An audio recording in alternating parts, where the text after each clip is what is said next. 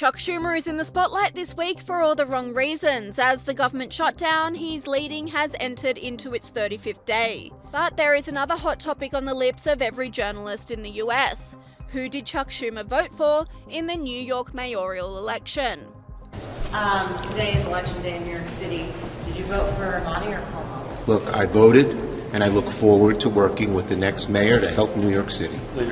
But online commentators were not satisfied with Schumer's response, with this person saying, "This is the same guy stonewalling the government shutdown while families suffer, and now he's too spineless to back his own party's nominee? New Yorkers deserve leaders with guts, not ghosts. Wake up, Chuck, pick a side or step aside." And while Schumer stopped short of endorsing Mamdani, House Whip Tom Emmer told Fox News Schumer refuses to reopen the government because he is terrified of the extreme left wing of the Democrats. What's happening right now? I think we're at the next inflection point. I just went through the air traffic controllers, all the federal employees last Monday. The largest federal employee union, the American Federation of Government Employees. There's 1.4 million, I believe, federal employees in the country. This union represents 820,000 of them, 820,000 roughly of those members.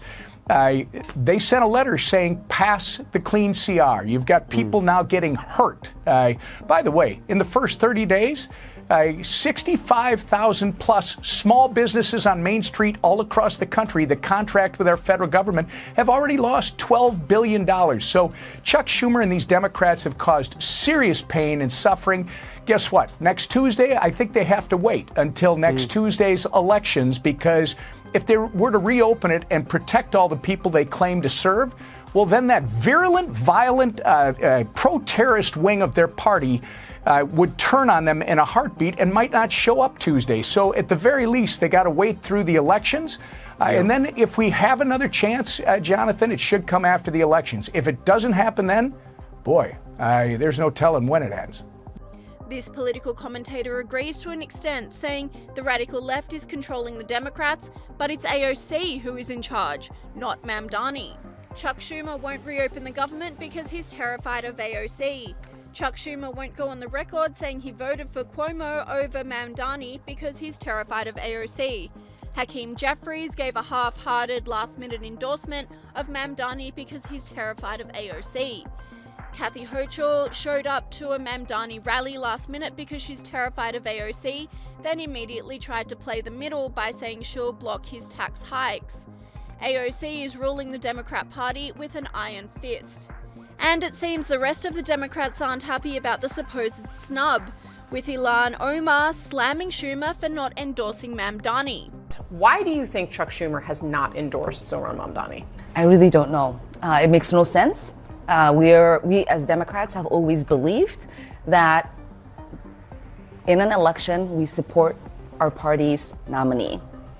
Schumer has pressured other Democrats to do just that, and he should be following his own advice. Do you think religion plays a role at all?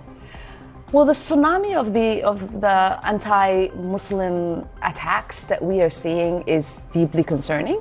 And I would hope that the Democratic leader in the Senate would recognize that and would offer support not just to Mamdani, but the million Muslims who live in New York City and the millions who live in New York and in America. Chuck Schumer is playing a key role in the elections taking place across America at the moment, with many saying he is keeping the US government shut down until after the elections in an attempt to get the radicals out and voting for the Democrats. Hey, we're going to vote later today. Republicans will all vote for the 14th time to reopen the government. I'm going to predict to you right now, the Democrats will vote no. They will say later today, keep the government shut. Why? Because it's election day and they want to turn out their radicals. And if they actually allow the government to open up, they're afraid their radicals will stay home and they'll lose Virginia and New Jersey and maybe even the mayor's position for Comrade Mamdani in New York. And so the Democrats will keep the government shut down. Now, my hope is they lose those elections anyway. And then they come back Wednesday or Thursday or Friday and say, all right, enough is enough. Let's reopen the government. And while Schumer is playing politics whilst holding American workers hostage, Caroline Leavitt had some choice words for the Senate leader. We are now on day 35 of the Democrat government shutdown. The Democrats' obstructionism will break the record for the longest government shutdown in American history tonight. The Democrats are intentionally hurting American families, workers, and businesses with this shutdown to fight for free health care for illegal aliens and to appease their radical left-wing base. And it's a total disgrace.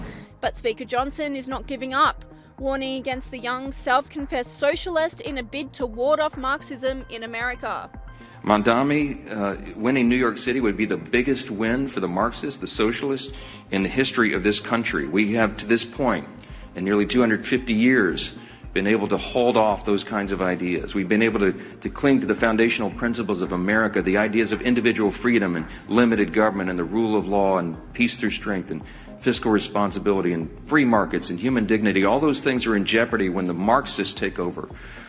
And it's the clearest sign yet that the Democrats' radical Marxist wing is winning the battle for control of their party. Look at where the energy is. This should be alarming to everyone around the country. Mamdani has of course called to defund the police, to abolish all prisons, to legalize prostitution. He lambasted the New York PD, the New York Police Department, as a racist system. And you might have seen, if you in the media are covering this, but there was a new video uncovered from 2023, just 2 years ago, and he said, quote, "We have to be clear, when the boot of the NYPD is on your neck, it's been laced by the IDF. Look, it's a unique talent to merge one's loathing for American law enforcement with their loathing for the Jewish people. But this guy's, he's managed to do it. New York is just the tip of the iceberg. It's not isolated to America's largest city. It's other cities as well. Look at Seattle, where the leading candidate for mayor is an open socialist. Look at Minneapolis, where the sitting socialist mayor is facing a challenge from his left flank. And look here in Congress, where we have our own wing of Marxist acolytes serving here.